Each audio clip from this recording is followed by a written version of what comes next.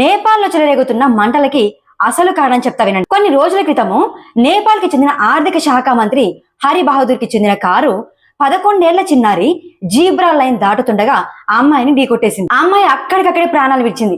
ప్రాణం పోయినా సరే ఆ కారు ఆగలేదు. కనీసం అందులో ఉన్న వాళ్ళు కూడా వెనకకి తిరిగి కూడా చూడలేదు. ఒక కమ్యూనిస్ట్ ప్రభుత్వానికి ఉండాల్సిన రక్షణ ఇది కాదు అనేది నేపాలీల అభిప్రాయం. దానికి తోడు నెపోటిజం ఒకటి ఎదురైంది.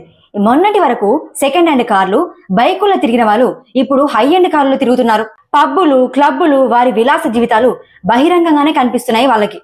పైగా వారి దర్జాతత్వాన్ని దాచుకోకుండా వాటన్నింటినీ తీసుకొచ్చి సోషల్ మీడియాలో పోస్ట్ చేయడం స్టార్ట్ చేశారు. ఒక కమ్యూనిస్ట్ పార్టీ ఇలాంటి పాలన చేస్తుంది అని చెప్పి నేపాలీలు ఎప్పుడూ ఊహించలేదు.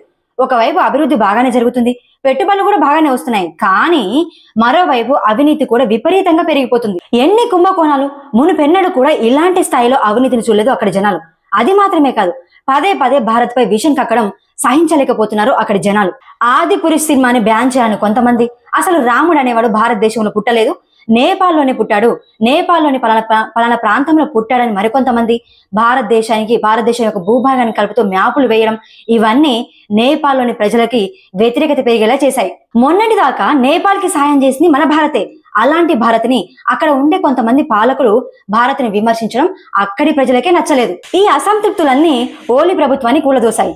నేపాల్ యొక్క పిఎం ఓలీ శర్మ రాజీనామా చేశాడు. That is the India.